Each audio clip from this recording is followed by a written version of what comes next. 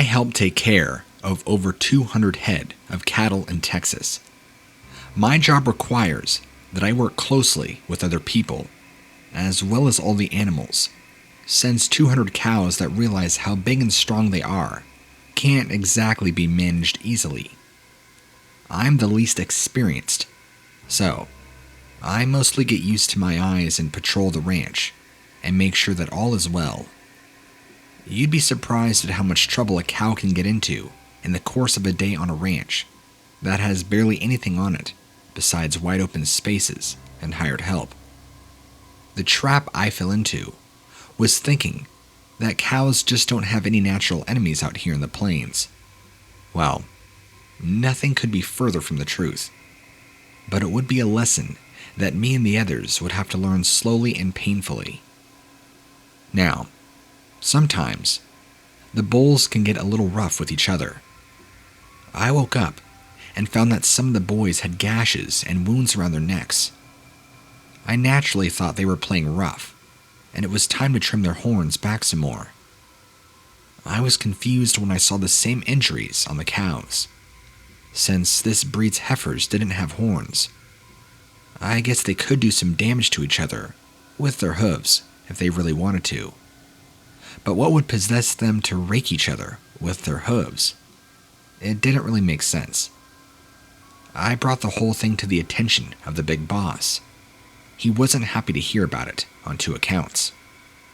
1, injured cows are bad for business.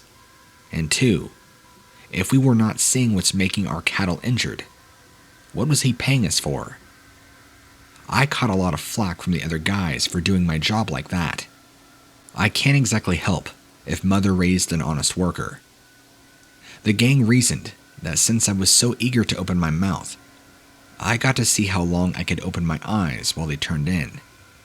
And if I was seen leaving the cattle before they went to bed, they would drum something up to get me fired. Looking back, I should have let the cowards fire me.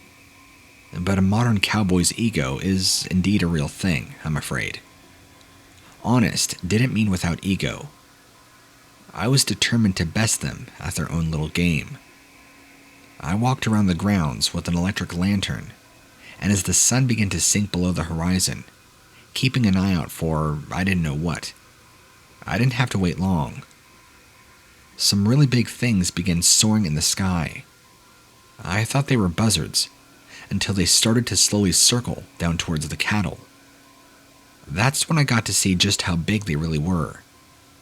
These things were much bigger than buzzards, and they weren't really shaped like any birds I had ever seen. The light was too low to make out individual details, but they kind of looked like monkeys, with webbed wings underneath their arms that ran all the way down their sides. The lower they circled, the more clear it was that they wanted something to do with the cows. And one of these monsters dove down like a bolt of black lightning, wrapping itself around the neck of a cow. The cow began freaking out. I took footage of this thing on my cell phone. Again, clear details were lost, but I got the shape of the thing tearing into the cow's neck. I rang up the big boss right away, but he didn't answer. Then, I got the dumbest idea I ever got, and thought I'd show the video to the goons that decided I was good for nothing but framing. They'd see that I'd caught something they hadn't.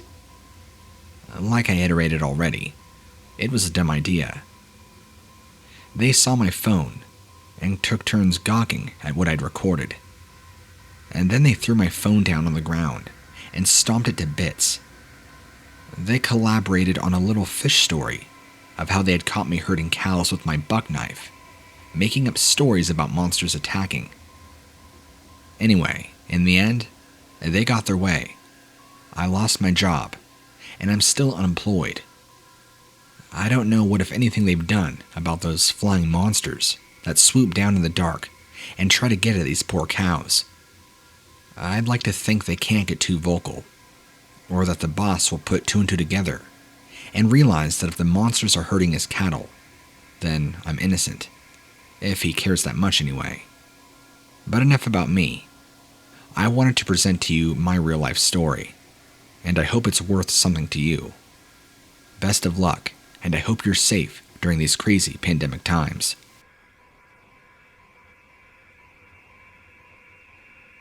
I like to consider myself a raptor hunter, except I hunt with my binoculars and my camera, rather than with a rifle. I'm not one of those poacher types that shamelessly harvest these birds for their feathers. I'm a firm believer in taking what you want from Mother Nature with photography and then leaving things exactly the way you found them.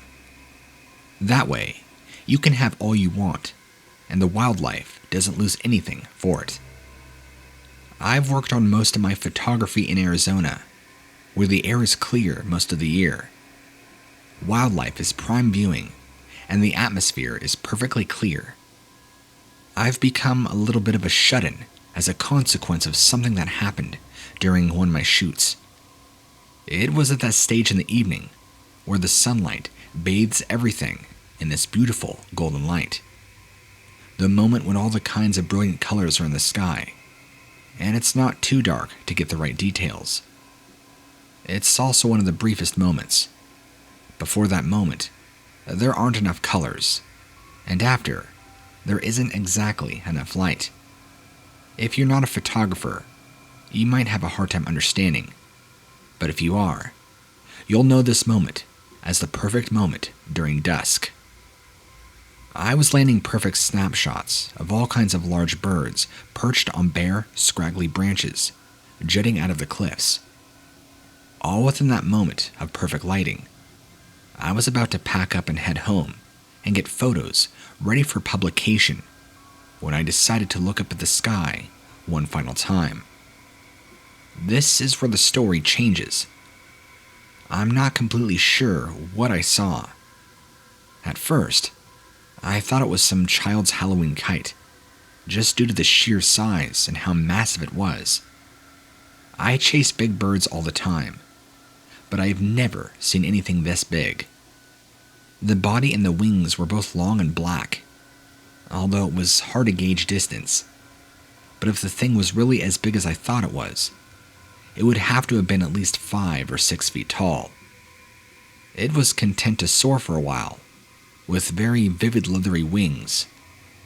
I kept trying to center the thing in the middle of my telescope viewfinder to see if I could get any better details. The daylight was, however, fading and fast, but details were limited. This thing was so black. It might have been a coincidence. It might not have been. But as soon as I found the thing's face in my viewfinder, that's when it began acting furious and dropped in straight after me. In the brief moment I saw its face, it wasn't unlike the face of a gorilla. Perhaps a gorilla that has been born to generations of gorillas living among radiated land of Chernobyl or something. Its eyes were a blood red, and they lit up orange when the dying sunlight caught them for just a brief moment.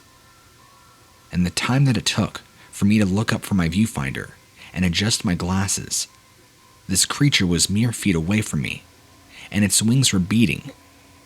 It sunk its teeth into my arm, where my neck had just been. The wound burned, and yet I noticed that the saliva of this creature had almost an anesthetic effect. The stinging of the wound lasted for only a couple of seconds, but then I couldn't feel anything. I knew better than to hang around and try to interview it and find out why it was like this. I thought that I would seek medical attention right away, just in case this thing's saliva did more than just dull pain, like dissolve my inside or stop my heart, as neurotoxin does. It wasn't happy with just one attempt. It acted extremely aggressive. This thing whirled around in a horrifying figure 8 as it came back and tried to bite me more. I was panicking and screaming. I fled for my life and got into my car while this thing was still bearing down on me, biting parts of my body, tearing open flesh. I was bleeding pretty bad.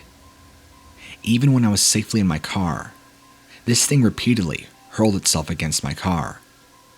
Several times it came down and smashed its face against the windshield. This thing was hideous, and the way it was acting was even worse. I had pissed off something not of this world. Finally, with an ear-piercing scream, it flew several feet into the air and smashed itself down on the roof of the cab, and then flew off and disappeared. I waited for it to come back, but never did. I finally worked up the courage to make sure I had all of my equipment before heading to the ER, and that's where I lost consciousness. Apparently, I had drifted off consciousness in the middle of the road, and some innocent bystanders found me, bleeding out. It was a lot more of a bloody mess than I thought. I woke up in the ER, with doctors tending to me. Nobody, no doctor, nobody, bought my story. I mean, I didn't really expect them to. They did summarize that I was attacked by some sort of wild animal, and were shocked I was alive. But apparently they weren't one of those places that were super well funded, and they weren't able to learn anything about the residual saliva in my wounds. Just that it was some unknown animal that attacked me. Apparently, the DNA evidence came back and said I was attacked by a bat. But I told them my story again, and they said it was obvious a bat couldn't have done this kind of damage. Listen, I still love big birds, but I don't go out chasing them anymore. I just like to look at the work of other photographers on nature shows and photo collections.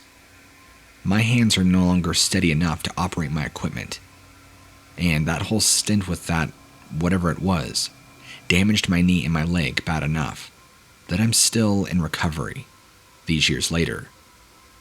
That perfect moment of lighting in the evening that used to fill me with wonder and inspiration now gives me a creeping dread, and is worse than walking on coals, as if it were the time of day where I'm vulnerable, and a dark secret of the earth is the only thing I know of that has my scent. I still can't believe I was exposed to one such secret of this world, and I could not handle it. I used to wonder at raptors and similar birds because of how deadly they are. Now the very thought makes me cower, knowing there is something in the sky that is totally of a different realm. It knew what it was doing to me that day, and had I not gotten in my car, it would have killed me and probably devoured my flesh. I'm going to keep my name anonymous and continue to hide in fear of this thing returning. Call me crazy, but we live in crazy times, and I still have never gotten over this thing that happened to me.